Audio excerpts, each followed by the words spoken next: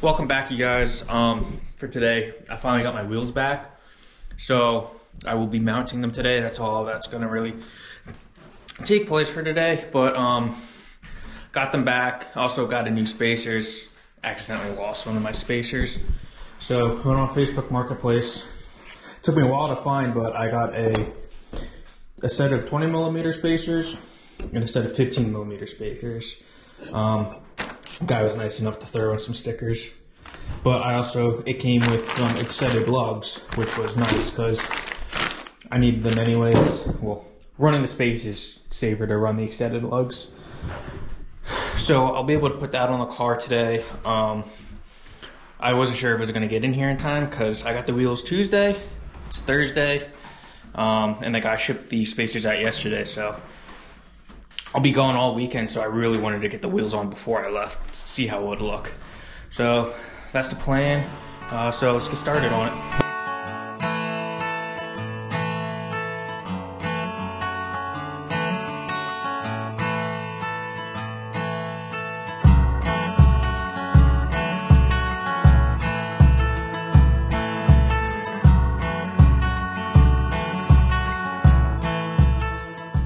Alright, so I got the first wheel off. As you can see, it's gonna be so much better, but I'll show you guys the wheels that are gonna go on. Like I said, I got them back on Tuesday. Picked them up from my friend Ryan, Red Line Coatings down in Red Line, Delaware. Yeah, that makes sense. Did a great job. I mean, it's a little dirty just from mounting the tires, but I mean, it came out perfect. I was going for the OEM Audi silver for the wheels with some more extra flake to it. You can't really see the flake right now, but I'm gonna pull the wheel outside. Maybe if it's bright enough out, sunny enough out, we'll be able to see some of the flake. But I'm really excited to put these on. I've been looking forward to this since I've gotten them. They've always been probably my absolute favorite OEM wheel out of Volkswagen and Audi. So I think this might be the final wheel. Never have to change up again for the Alltrack.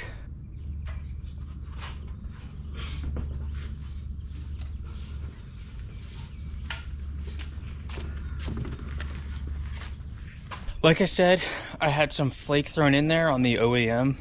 I can't really see it. I guess it's not bright enough out right now.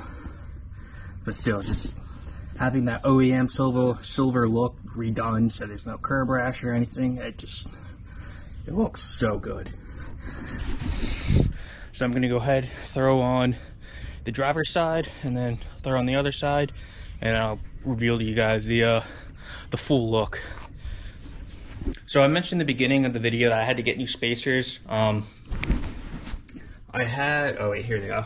So I had two 15mm spacers, and I did have a set of 20mm spacers. They came off of that thing for the Long Beach wheels. They're sitting right there.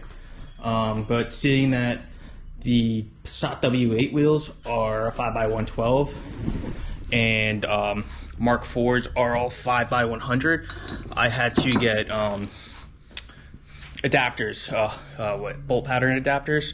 So that's why I have those just spare. But in the process of, I guess, moving home from Delaware, then from moving out of my parents into our own place, I misplaced the 20mm spacer. So I ended up having to buy a whole new set. Well, I could have just bought a single 20mm set, but I found this set on Facebook Marketplace. The one set, so the the 15mm set of spacers and the 20mm set of spacers with the extended lug bolts.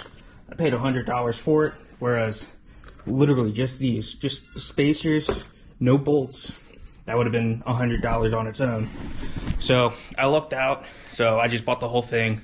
Mainly I did it so I didn't have mismatched color spacers. I didn't want to have silver in the back and black in the front, so it won't look too ridiculous. So these are, I've never heard of them, but well, Velt motor, or Velt Sport. Let's see, can that go? Velt Sport. I've seen them on Euro Tuning's website before. I've never used them. I'm familiar with the ECS spacers. What other brand is this? ECS, and I think 42 Draft Design. But the quality of these Velt spacers are extremely nice.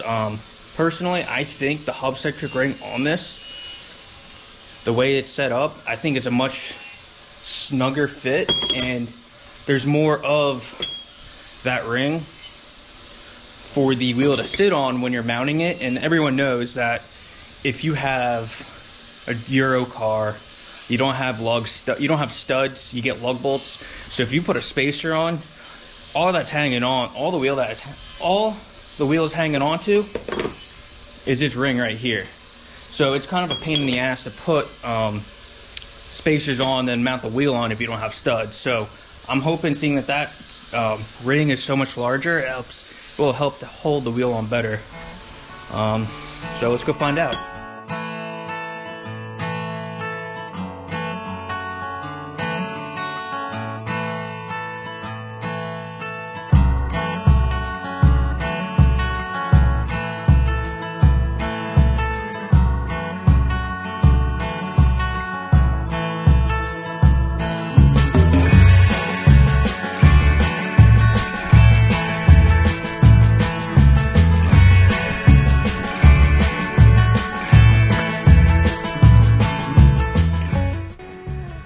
They look so good.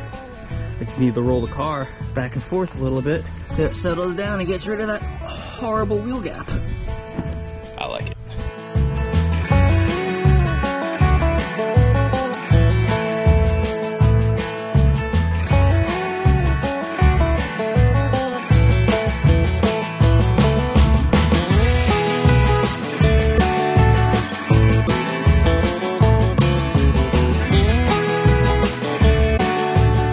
I was able to get all the tires on, and I must say it looks phenomenal. Luckily, I just beat the rain.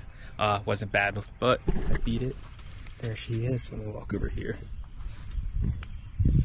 But I do have to go get air in the tires. So you guys are gonna come for a ride along the best I can with a stick shift.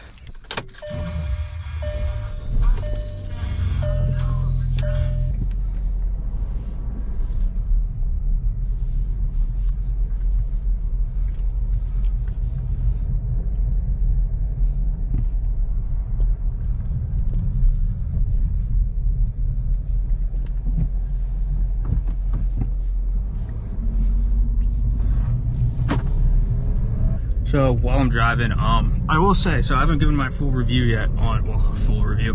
I haven't given feedback on how the JB4 is, and I will say, so I have it on map 2. It is the 5 PSI over stock boost. I'm still stock turbo, so it's gonna push me to about 15 PSI, and that extra 5 PSI definitely is worth it. I mean, it gives it a kick in the ass that it needs. Usually second gear, it's kind of sluggish up until you get to like 3,500 RPM.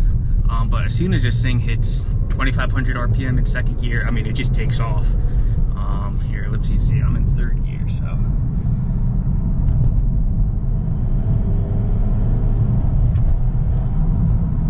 I mean, not award-winning or insanely fast by any means, but from what this car was stock, it is, I mean, that was like a quarter pool, but like from what this car was stock to now, it's night and day, honestly. I can't wait to feel what the IS20 would be like on this car, but I really enjoy it. I got back from filling up the car with air, filling up the tires with air, and as I was driving through on the roads, I mean, every good sized bump I'd hit, I'd get pretty good rubbage on the front. So on this wheel, or sorry, in the inner fender liner, there's a screw like right about here. So a common thing is with that screw, well, the common thing is to remove this screw, and there's a metal tab that you will bend that sticks out this way. You'll bend up, so when you bounce down, it won't made contact with the tire, like right here.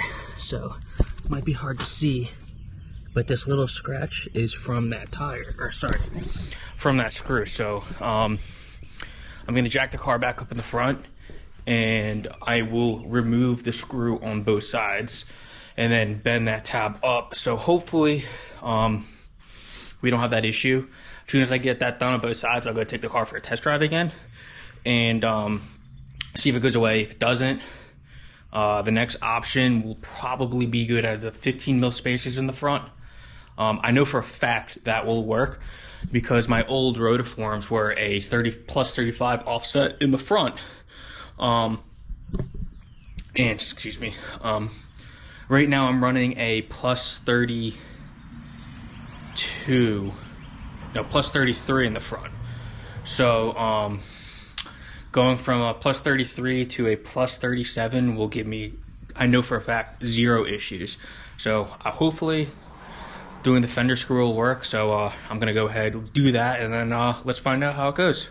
So I forgot to film it, but I got both sides done. But essentially, if you can see right here, you can kind of see where I bent it back.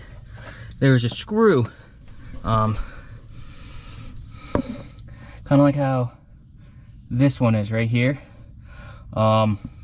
where the fender liner comes over top and it screws through. So similar to how that, it was like right there. So essentially I just pulled that screw out. There was a little grommet, a threaded grommet that went into the metal of the fender. So when you screw the screw in, it would lock in. So I had to pull that out and then bend all of this in. It wasn't much, but then I was able to tuck the fender liner in so she's not flapping in the wind. But I can definitely I can definitely roll the fenders, which I'll probably end up doing. Just makes it easier, makes it cleaner. So I'll talk with my friend about setting up a time to do that with him. All right, so now that that's all done, all 4 wheels are back on, tighten down the wheels.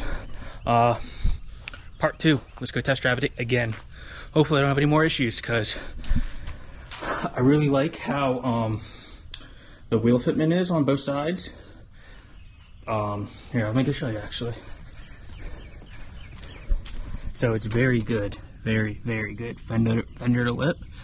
I made it equal front to back in terms of the gap. Really don't want to have to go down to a 15 on the front just because I really like the way it looks right now. But we'll find out. I'm going to go test drive, and hopefully it's good results. I just got back from my test drive, my part 2 test drive. No issues with the fender liner screw mod. I drove it around a good bit just because, you know, it was fun to drive on 19-inch tires again, or 19-inch wheels again. And then I did an impromptu photo shoot with the car. But driving around town, all the undulations, I hit, there were 0 rubbing issues. So all I'm gonna have to do now is re-tighten up the wheels on the front wheels, or just check it and then add on the caps. I am still missing, let me get out of that lighting. I am still missing center caps for it. I thought I would be able to use the stock center caps that came on these wheels, the stock wheels for the Alltrack, but these were too small. I believe these are a 56 millimeter cap. I'm not sure if the millimeters is from edge to edge, or the total diameter, or if it's the clips, but they didn't work. One of my friends ordered, he has the same wheels as me, he ordered a set of, or a single center cap, Volkswagen center cap, to see if it will fit on his set of wheels, which if they'll fit on his, will fit on mine. So he's gonna test that out for me. I didn't want to do Audi OEM center caps. I mean, yes, it's an Audi wheel, but yeah, it's like that OEM plus look that I'm going for. So I would like to have a Volkswagen center cap on it instead. but we'll find out from my friend. If it doesn't work, hands are kind of tied, and we'll go Audi center caps. But thanks for watching, you guys. Like, comment, and subscribe, and stay tuned for more content.